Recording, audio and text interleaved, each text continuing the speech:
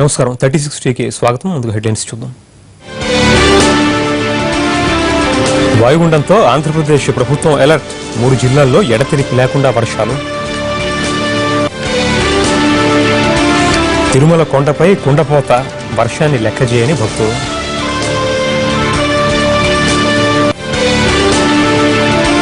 Neat కోసం ordinance తేవాలా వద్దా? ఢిల్లీలో కేబినెట్ భేటీలో సుదీర్ఘంగా చర్చ. టీడీపీతో వెళుతూనే పార్టీ పరంగా బలపడాలి. విశాఖ బీజేపీ విస్తృత స్థాయి సమావేశంలో నిర్ణయం. నాకే పాపం తెలీదు, విచారణకి సహకరిస్తానన్న చంటి. వారంలోపు లొంగిపోవాల్సిందిగా కార్పొరేటర్కి పోలీసుల ఆదేశం.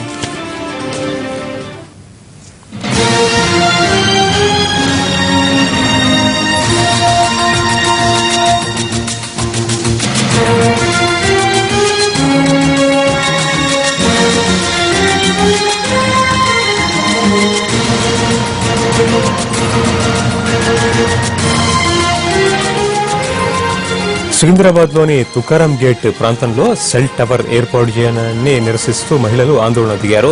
సెల్ టవర్ సామగ్రిని ధ్వంసం చేశారు. అక్కడున్న సెల్ టవర్ పైకి ఎక్కారు. దీంతో అక్కడ పరిస్థితి ఉద్రిక్తంగా మారిపోయింది.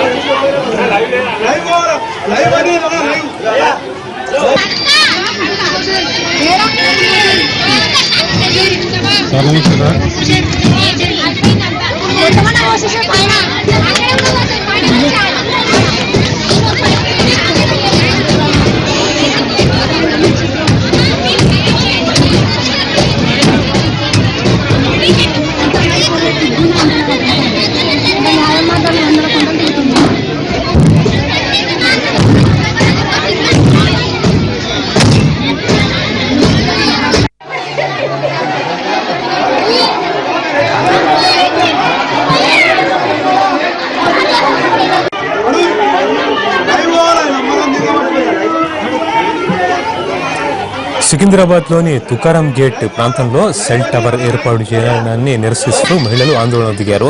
సెల్ టవర్ సామగ్రిని ధ్వంసం చేశారు. అక్కడున్న సెల్ టవర్ పైకి ఎక్కారు.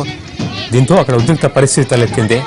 మనం చూస్తున్నట్లు అక్కడ ఆ సెల్ టవర్ ఏదైతే ఏర్పాటు చేశారో దాన్ని ధ్వంసం చేస్తామంటూ కూడా స్థానికులు ఆగ్రహంగా ఉన్నారు.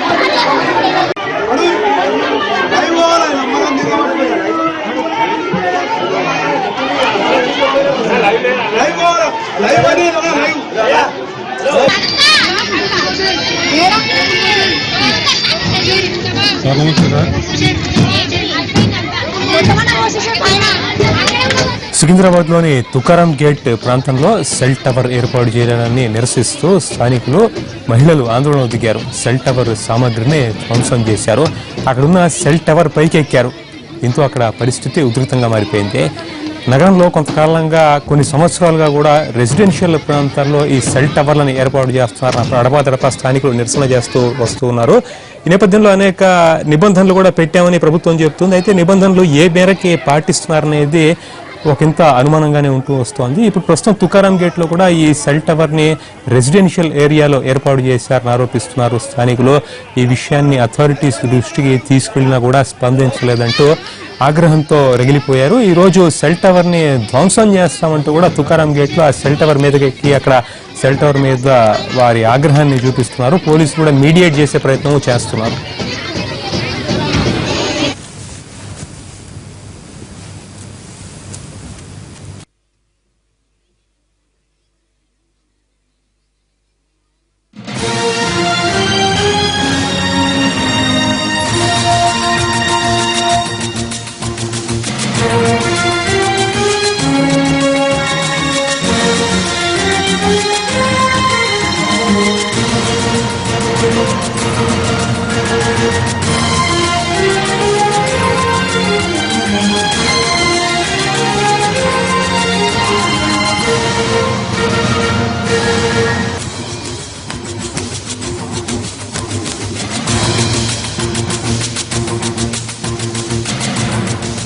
వాయుగుండం దిశ మార్చుకుని కోస్తా తీరం వైపు దూసుకొస్తోంది. ప్రస్తుతం నెల్లూరుకి 170 కిలోమీటర్ల దూరంలో ఈ వాయుగుండం కేంద్రీకృతమైంది. తుఫానుగా మారితే తెలుగు రాష్ట్రాలపై తీవ్ర ప్రభావం చూపించబోతోంది. మరింత సమాచారం మా ప్రతినిధి రవిచంద్ర ప్రత్యక్ష ప్రసారం అందిస్తారు. రవిచంద్ర, ఈ సివియర్ డిప్రెషన్ ఏ దిశగా కదులుతోంది? ఇది సైక్లోన్ గా తుఫానుగా మారే అవకాశాలు ఏ మేరకు ఉన్నాయని చెబుతూ ఉన్నారు. ప్రస్తుతం అక్కడ ఉంది. కేంద్రీకృతమై ఉన్న తీవ్ర వాయుగుండం రాగల 24 గంటల్లో తుఫానుగా మారబోతోంది. దీని ప్రభావం వల్ల ఇప్పటికే నెల్లూరు జిల్లాలో భారీ నుంచి అతి భారీ వర్షాలు నమోదవుతున్నాయి. రాగల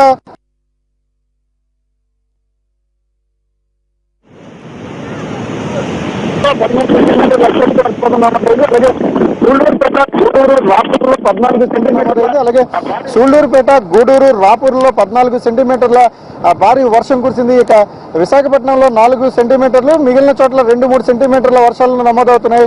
ప్రధానంగా దక్షిణ కోస్తా జిల్లాల మీద అధిక ప్రభావం ఈ వాయుగుండం, తీవ్ర వాయుగుండం వల్ల ఉండబోతోంది. అది తుఫానుగా మారిన క్రమంలోనే మరింత తీవ్రత ఉండే అవకాశం కనిపిస్తోంది. ప్రస్తుతం తీరం వెంబడి గంటకు 60 కిలోమీటర్ల వేగంతో బలమైన ఈదురుగాలు వీస్తున్నాయి. దీంతో సముద్రం అంతా కూడా పూర్తి అల్లకల్లోలంగా మారిపోయింది. ప్రస్తుతం విశాఖ ఆర్కే బీచ్ సమీపంలో ఉన్న తీరం యొక్క పరిస్థితిని మనం చూడొచ్చు. అలాగే ప్రధానంగా దక్షిణ కోస్తాలో ఉన్న వాడరేవులన్నింటిలోనూ కూడా 3వ నెంబర్ ప్రమాద హెచ్చరికను జారీ చేశారు. విశాఖలో డిస్టెంట్ కాషన్ సిగ్నల్ నెంబర్ 1 కొనసాగుతోంది. తుఫాను ఒరిస్సా వైపు పయనిస్తున్న క్రమంలోనే తీర ప్రాంతంలో మత్స్యకారులు పూర్తి అప్రమత్తంగా ఉండాలని, వేటకు వెళ్లొద్దని వాతావరణ శాఖ ఇప్పటికే హెచ్చరికలు జారీ చేసింది. ఈ నైరుతి బంగాళాఖాతంలో ఏర్పడ్డ తీవ్ర వాయుగుండం క్రమేపీ వాయువ్య దిశగా కదులుతూ, ఉత్తర వాయువ్య దిశగా కదులుతూ ఒరిస్సా వైపు ప్రయాణిస్తోంది. ఇది ప్రయాణించే గమనం మరింత వేగం పుంజుకునే అవకాశం ఉంది. ఇదే జరిగితే దక్షిణ కోస్తా జిల్లాలో అతి భారీ వర్షాలు నమోదవుతాయి. పరితోష్, మొత్తంగా ఈ వాయుగుండం తీవ్ర వాయుగుండంగా మారింది. అది తుఫానుగా పరిణామం చెందే క్రమంలో దక్షిణ కోస్తా జిల్లాలతో, ప్రధానంగా దక్షిణ కోస్తా మీద అత్యధికంగాను, అలాగే ఇతర జిల్లాలు, తెలుగు రాష్ట్రాల్లో మీద తీవ్రమైన ప్రభావం కనిపించే అవకాశం ఉంది. ఇప్పటికే ఉత్తరాంధ్రలో కూడా విస్తారంగా వర్షాలు కురుస్తున్నాయి. ఏదేమైనా మరో 48 గంటల తర్వాత తుఫాను అలజడి సృష్టించే అవకాశం కనిపిస్తోంది. పరితోష్, హెచ్చరికలు జారీ అయ్యాయి. అలాగే ఆంధ్రప్రదేశ్, ప్రత్యేకించి కోస్తా ప్రాంతాలతో పాటు తెలంగాణ మీద కూడా ఎటువంటి ప్రభావం కనిపించే అవకాశం ఉంది? ఖచ్చితంగా ఇప్పటికీ మనకు అంటే ముందుగా చెన్నై తీరానికి సమీపంలోనే తీవ్ర వాయుగుండం కొనసాగి అక్కడి నుంచి అది మరి అటు శ్రీలంక తీరం వైపు వెళ్తుందని ముందుగా అంచనా వేశారు. కానీ ఇప్పుడు లేటెస్ట్ ఫోర్కాస్ట్ని చూసినట్టయితే అది తీవ్ర వాయుగుండం తుఫానుగా మారుతూ దాదాపు దక్షిణ కోస్తా జిల్లాల వైపు ప్రయాణిస్తుంది. అంటే నెల్లూరు జిల్లా వైపు వస్తుంది. దీని ప్రభావం ఖచ్చితంగా తెలుగు రాష్ట్రాల మీద ఉంటుంది. ఏదేమైనా 2 నెలలు దాదాపు ఎండ తీవ్రతను ఎదుర్కొన్న తెలుగు ప్రజలకి నెల్లూరు జిల్లాలో కురుస్తున్న భారీ వర్షాలు ఎందుకు సంఘటనగా నిర్వహిస్తున్నాయి. ఏదైనా మరో 48 గంటల తర్వాత తీవ్ర వాయుగుండం తుఫాన్గా మార్చి మాత్రం తెలుగు రాష్ట్రాలకు కొంత ఉపశమనంతో పాటుగా నష్టాన్ని కూడా మిగిల్చే అవకాశం కనిపిస్తుంది. అది మీరున్న ప్రాంతంలో కూడా వాతావరణ ప్రభావం ఎప్పుడో తెలుస్తుంది, దానివల్ల కూడా సాంకేతికంగా మనం ఇది కూడా చూస్తున్నాము, ఆ ప్రభావం కూడా కనిపిస్తుంది. అయితే మొత్తానికి ప్రస్తుతం విశాఖపట్నం తీర ప్రాంతంలో కూడా సముద్రం ఎటువంటి పరిస్థితులు ఉంది, అలాగే ఇప్పటికే సముద్రంలో ఎన్ని బోట్లు ఉన్నాయి వీటన్నిటి మీద ఖచ్చితమైన సమాచారం అధికారుల వద్ద ఉందా, వాళ్ళు ఏం చెప్తూ ఉన్నారు?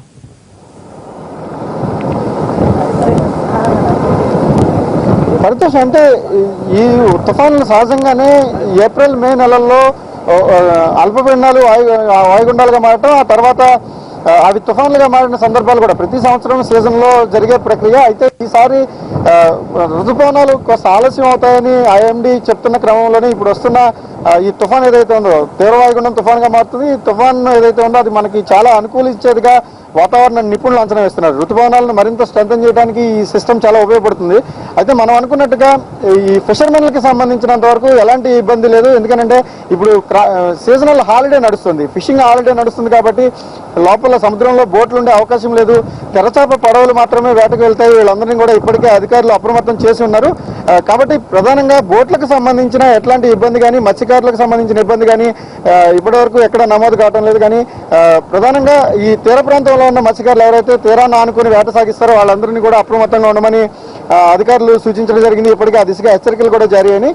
మరోవైపు విశాఖ జిల్లాలో భారీ వర్షాలకు గోడ కూలి నరసింహమ్మ అనే ఒక వృద్ధురాలు కొద్దిసేపటి క్రితం చనిపోయింది. ఈ ఇన్సిడెంట్ తర్వాత ఇప్పటి వరకు డెత్లకు సంబంధించినంతవరకు ఈ ఒక్క ఇన్సిడెంట్ మాత్రమే నమోదవుతుంది.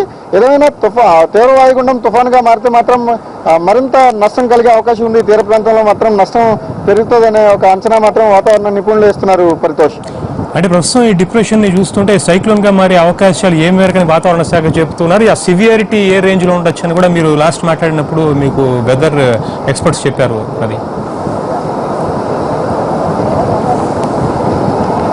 పరితోష్, అయితే ఈ కెమెరూన్ అంటే శ్రీలంక తీరానికి ఆనుకుని ఏర్పడ్డ ఈ అల్పపీడనం తర్వాత క్రమేపీ బలపడుతూ సిస్టమ్ అంతా కూడా సముద్రంలోనే కొనసాగుతుంది. దీనివల్ల రాగల 48 గంటల తర్వాత అది తుఫానుగా మారే అవకాశాలు అధికంగా కనిపిస్తున్నాయి. అది గమనం కూడా మార్చుకోవటం తుఫానుగా మారుతుందన్న సంకేతాలను మనకిస్తోంది. అది తీవ్ర వాయుగుండంగా కొనసాగటం ఇప్పటికే దాని ప్రభావం వల్ల భారీ వర్షాలు కురుస్తున్న నేపథ్యంలో ఇది ఖచ్చితంగా ఒరిస్సా తీరం వైపు కదులుతుంది కనుక మరింత బలోపేతం అయి బలపడే అవకాశం ఉంది.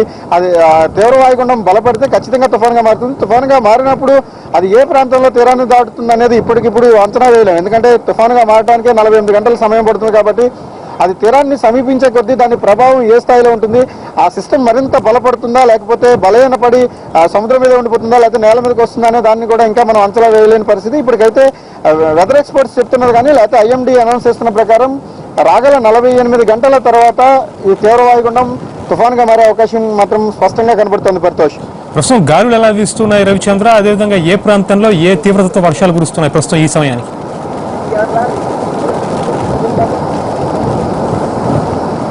ప్రస్తుతం నెల్లూరుకు 170 కిలోమీటర్ల దూరంలో ఈ తీవ్ర వాయుగుండం కొనసాగుతుంది. దీని ప్రభావం అధికంగా నెల్లూరు జిల్లా మీద అలాగే పక్కన ఉన్న ప్రకాశం చిత్తూరు జిల్లాల మీద ఎక్కువగా కనిపిస్తుంది. ఇక చెన్నై కోస్ట్లో కూడా అత్యధిక వర్షపాతం నమోదవుతుంది. మనం ఒకసారి చూసుకున్నట్టయితే ఎక్కువ మనకు తమిళనాడు తీరంతో పాటుగా నెల్లూరు కోస్ట్లో ఎక్కువ ప్రభావం కనిపిస్తుంది. అది కూడా సూళ్లూరుపేట తీరంలో అత్యధిక వర్షపాతం నమోదవుతుంది. సూళ్లూరుపేటలో 15 సెంటీమీటర్ల అత్యధిక వర్షపాతం నమోదైంది. అంటే హెవీ టు హెవీ రైన్ గా మనం దీన్ని పరిగణనలో తీసుకోవచ్చు. ఇదే వర్షపాతం మరో 48 గంటల పాటు కొన్ని ప్రాంతాల్లో నమోదయ్యే అవకాశాలు కూడా కనిపిస్తున్నాయి. అటు తెలంగాణలో 1-2 చోట్ల కూడా భారీ వర్షాలు కురిసే అవకాశం కనిపిస్తుంది. పరితోష్, ప్రస్తుతం ఈ వాయుగుండం ఏ స్పీడ్తో కదులుతోందని చెప్తున్నారు రవిచంద్ర, దీని మీద ఉన్నటువంటి అంచనాలు ఏంటిది, ఏ సమయానికి ఎక్కడ ఏ తీరం దాకా రావచ్చు?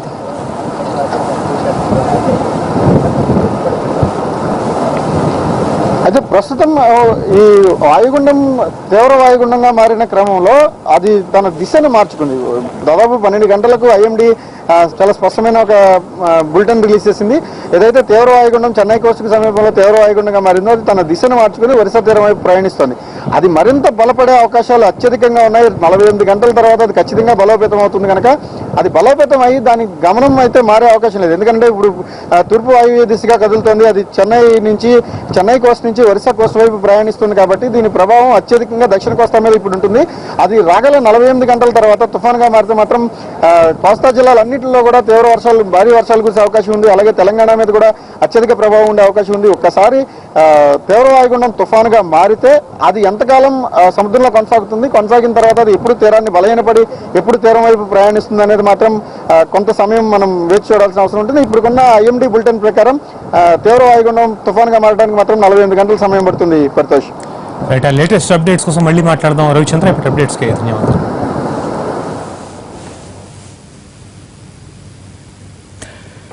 ఇక ఈ వాయుగుండం ప్రభావంతో తిరుమలలో ఇప్పటికే భారీగా వర్షాలు కురుస్తున్నాయి. కొండపై భక్తుల రద్దీ కూడా ఎక్కువ అవడంతో క్యూ లైన్లన్నీ నిండిపోయాయి. ఎడతెరిపి లేకుండా కురుస్తున్న ఈ భారీ వర్షంతో క్యూ లైన్ బయటున్న భక్తులు ఇబ్బందులు పడుతున్నారు. తిరుమలతో పాటు తిరుపతిలో కూడా భారీగా వర్షం కురుస్తోంది. నిన్న రాత్రి నుంచి పడుతున్న కొండపోత బాణతో లోతట్టు ప్రాంతాలన్నీ జలమయమైపోయాయి. వాయుగుండం ప్రభావంతో చిత్తూరు జిల్లా వ్యాప్తంగా విస్తారంగా వర్షాలు కురుస్తున్నాయి. నిన్నటి నుంచి కురుస్తున్న వర్షాలకి జనజీవనానికి అంతరాయం ఏర్పడింది. భారీ వర్షం కురవడంతో వాహనదారులు తీవ్ర ఇబ్బందులు పడుతున్నారు.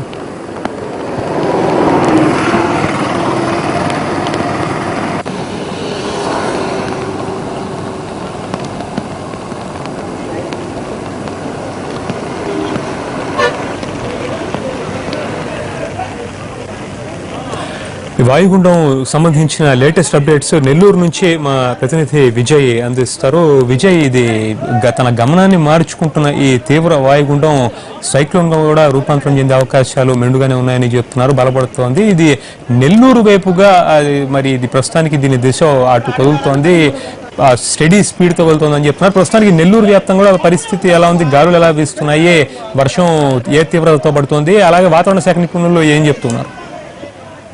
హరికేష్, నిన్న సాయంత్రం నుంచి కూడా వాతావరణంలో మార్పులు చాలా స్పష్టంగా కనిపించాయి. నిన్న మొన్నటి వరకు ఎండ వేడిమి ఎక్కువగా ఉన్నటువంటి నెల్లూరు జిల్లాలో ఒక్కసారిగా రాత్రి నుంచి కూడా ముఖ్యంగా ఏదైతే బంగాళాఖాతం తీర ప్రాంతానికి దగ్గరగా ఉన్నటువంటి మండలాలు ఉన్నాయో, డివిజన్లు ఉన్నాయో, ఆ ప్రాంతాలంతా కూడా రాత్రి నుంచి కూడా ఎడతెరిపి లేకుండా వర్షాలు కురుస్తూనే ఉన్నాయి. ముఖ్యంగా తమిళనాడుకు చెన్నైకి ఆనుకునేటువంటి దక్షిణ కోస్తా జిల్లాలో బార్డర్ గా ఉన్నటువంటి తడ అనే మండలం కావచ్చు, అదేవిధంగా సూళ్లూరుపేట ప్రాంతం కావచ్చు, ఈ రెండు మండలాల్లో దాదాపుగా గడిచిన 24 గంటలు అంటే రాత్రి నుంచి ఉదయం వరకు పరిశీలించినట్లయితే 14 సెంటీమీటర్ల వర్షపాతం సూళ్లూరుపేట తడ మండలాల్లో కురిసింది. అదేవిధంగా కోట మండలం వాకాడు దొరవారి సత్రంలో దాదాపుగా 8 నుంచి 9 సెంటీమీటర్ల వర్షపాతం నమోదైంది. నెల్లూరులో 4 సెంటీమీటర్ల వర్షపాతం ఉదయం వరకు నమోదైనట్లుగా వాతావరణ శాఖ అధికారులు చెప్తారు. అయితే ఇప్పటికే అటు అల్పపీడనం వాయుగుండంగా మారడం, వాయుగుండం కాస్త తీవ్ర వాయుగుండంగా ఆ తర్వాత ఇది తుఫానుగా కూడా రూపాంతరం చెందే అవకాశం ఉందని చెప్పి ఇప్పటికే అటు వాతావరణ శాఖ హెచ్చరికలు జారీ చేస్తున్నటువంటి నేపథ్యం. అదేవిధంగా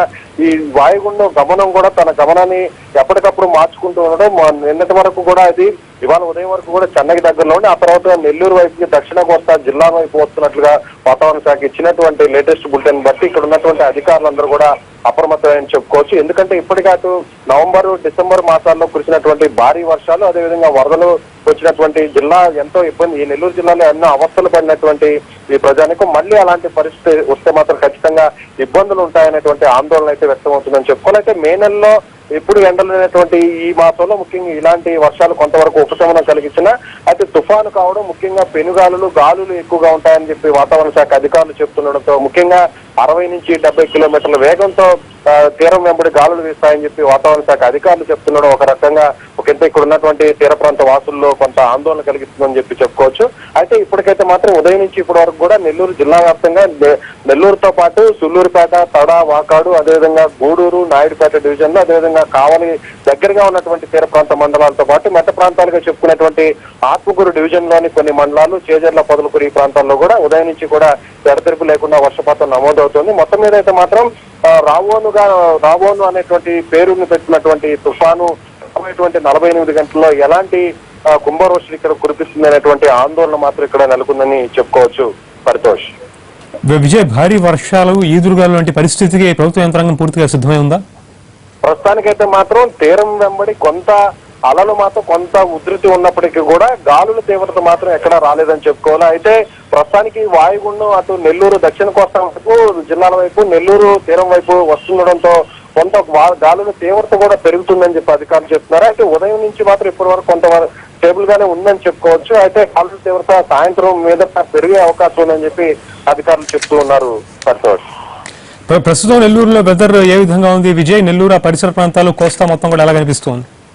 ప్రస్తుతానికైతే మాత్రం ఇది రెండవ పంటకి నీరు వదిలినటువంటి నేపథ్యంలో ముఖ్యంగా ఇక్కడ ఉన్నటువంటి వ్యవసాయ రంగం అంతా కూడా ఈ మాసంలోనే మే నెలాఖరు నుంచే ఇక్కడంతా కూడా రెండో పంటకంతా కూడా రైతన్నలంతా కూడా సిద్ధమవుతారు. ఒక రకంగా ఇప్పుడు కురుస్తున్నటువంటి భారీ వర్షాలు అటు చెరువులు నిండటంతో పాటు వ్యవసాయ రంగానికి ఎంతో ఉపయోగకరంగా ఉందని కూడా అటు రైతులు అదేవిధంగా అధికారులు చెప్తున్నప్పటికీ ముఖ్యంగా ఇప్పుడున్నటువంటి వాయుగుండం తీవ్ర వాయుగుండంగా మారి ఆ తర్వాత తుఫానుగా ఇది రూపాంతరం చెంది ఇదే విధంగా బంగాళాఖాతంలో స్థిరంగా ఉండి ఇటు దక్షిణ కోస్తా జిల్లాల వైపు తీరం దాటితే మాత్రం ఖచ్చితంగా నెల్లూరు జిల్లాకి చాలా ఇబ్బందికర పరిస్థితులు ఉంటాయని చెప్తారు. అయితే ప్రస్తుతానికి మాత్రం తేలికపాటి వర్షాలు అంటే ఒక్క తమిళనాడుకి ఆనుకుని ఉన్నటువంటి మండలాల్లోనే మాత్రమే అధిక వర్షపాతం, దాదాపుగా 14 సెంటీమీటర్ల వర్షపాతం నమోదైంది. ముఖ్యంగా ఇటు మెట్ట ప్రాంతాల్లో కావచ్చు, అదేవిధంగా నెల్లూరు నగరానికి చుట్టుపక్కల ఉన్నటువంటి మండలాల్లో కూడా ఉదయం నుంచి ఎడతెరిపి లేకుండా కురిసినటువంటి వర్షం అయినప్పటికీ కూడా గాలుల తీవ్రత కొంతమేర తక్కువగా ఉండడం వల్ల ప్రస్తుతానికైతే ఎలాంటి ఇబ్బందికర పరిస్థితులు లేవని చెప్పుకోవచ్చు.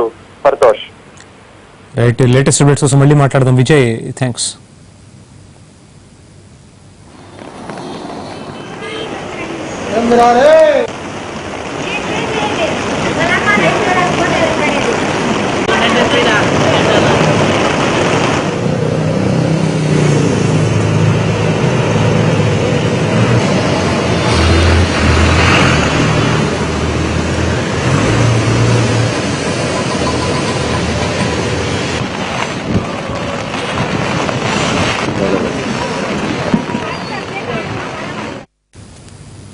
తూర్పుగోదావరి జిల్లాలోనూ విస్తారంగా వర్షాలు పడుతున్నాయి. అదేవిధంగా ఇప్పుడు ఈ తీవ్ర వాయుగుండం తుఫానుగా రూపాంతరం చెందడం ఖాయమా? ఎటువంటి ప్రభావం కనిపించనుంది? ఎప్పుడు ఎక్కడ తీరం దాటవచ్చు? దీనిటి మీద వాతావరణ నిపుణులు ఏం చెప్తున్నారు? ఆ సమాచారంతో చూద్దాం. చిన్న బ్రేక్.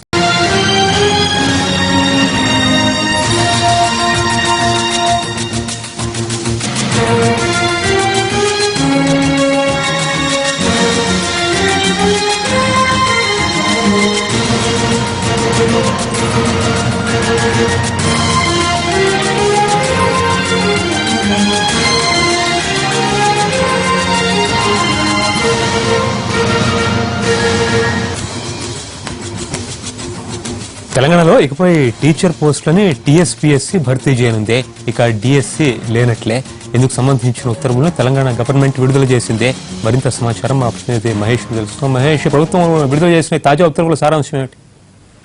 పరిదోష్, కొద్దిసేపటి క్రితమే తెలంగాణ ప్రభుత్వం ఇక పైన రాష్ట్రంలో జరిగేటువంటి టీచర్ రిక్రూట్మెంట్స్ అన్నింటినీ కూడా టీఎస్పీఎస్సీ ద్వారానే భర్తీ చేయాలని ఉత్తర్వులు జారీ చేసింది. అయితే ఇప్పటికే గురుకుల విద్యాలయాల్లో ఉపాధ్యాయ పోస్టుల భర్తీకి టీఎస్పీఎస్సీ అప్పచెప్పినటువంటి ప్రభుత్వం ఇక పైన డిఎస్సీ ద్వారా డిస్ట్రిక్ట్ సెలక్షన్ కమిటీల ద్వారా ఏదైతే టీచర్స్ రిక్రూట్మెంట్ జరుగుతుందో వాటిని కూడా ఆ టీఎస్పీఎస్సీ కి అప్పచెప్తూ ఈ రోజు నిర్ణయం తీసుకుంది. అయితే ప్రధానంగా ట్రాన్స్పరెన్సీ ఉండాలని చెప్పేసి టీచర్ రిక్రూట్మెంట్స్ లో, అదేవిధంగా యూనిఫార్మిటీ ఉండాలని, కన్సిస్టెన్సీ ఉండాలనేటువంటి ఉద్దేశంతోనే టీఎస్పీఎస్సీ కి అప్పచెప్తున్నాం అని చెప్పేసి ఉత్తర్వుల్లో పేర్కొనడం జరిగింది. అంతేకాకుండా అన్ని రకాలైనటువంటి కార్పొరేషన్స్ కానీ, పబ్లిక్ సెక్టర్ యూనిట్స్ లో కానీ, మిగతా ప్రభుత్వ రంగంలో ఉన్నటువంటి సంస్థలు ఏవైతున్నాయో వాటి అన్నింటినీ కూడా డైరెక్ట్ రిక్రూట్మెంట్ అంతా కూడా టీఎస్పీఎస్సీ ద్వారానే చేయాలన్నటువంటి ఇప్పటికే సాధారణ పరిపాలనా శాఖ అన్ని శాఖలకి ఆ ఉత్తర్వులు జారీ చేసినటువంటి నేపథ్యంలో దాన్ని దృష్టిలో పెట్టుకుని ఈ రోజు డైరెక్టర్ ఆఫ్ స్కూల్ ఎడ్యుకేషన్ కూడా ఈ నిర్ణయం తీసుకోవడం జరిగింది. రాష్ట్రంలో డిఎస్సీ ద్వారా జరుగుతున్నటువంటి ఎస్జిటి కానీ, పిఈటి కానీ, స్కూల్ అసిస్టెంట్స్ కానీ, వీటి యొక్క తెలుగు పండిట్స్ కానీ వీటన్నిటికి సంబంధించినటువంటి నియామకాలకి టీఎస్పీఎస్సీ ద్వారానే చేయాలని, అదేవిధంగా director of school education Rajiv Madhyamik Shiksha Abhiyan ద్వారా నడుస్తున్నటువంటి ఏవైతే ఆర్ఎంఎస్ ద్వారా నడుస్తున్నటువంటి మోడల్ స్కూల్స్ ఉన్నాయో ఈ మోడల్ స్కూల్స్ తో సంబంధించినటువంటి టీచర్ల భర్తీ కానీ, ఏదైతే పీజీటీ కానీ, టీజీటీ కానీ వీటన్నిటిని కూడా ఇక పైన టీఎస్పీఎస్ ద్వారానే నిర్వహించాలని చెప్పేసి ఈ రోజు ప్రభుత్వం ఉత్తర్వులు జారీ చేసింది. పరిస్థితి రైట్, థ్యాంక్ యూ మహేష్.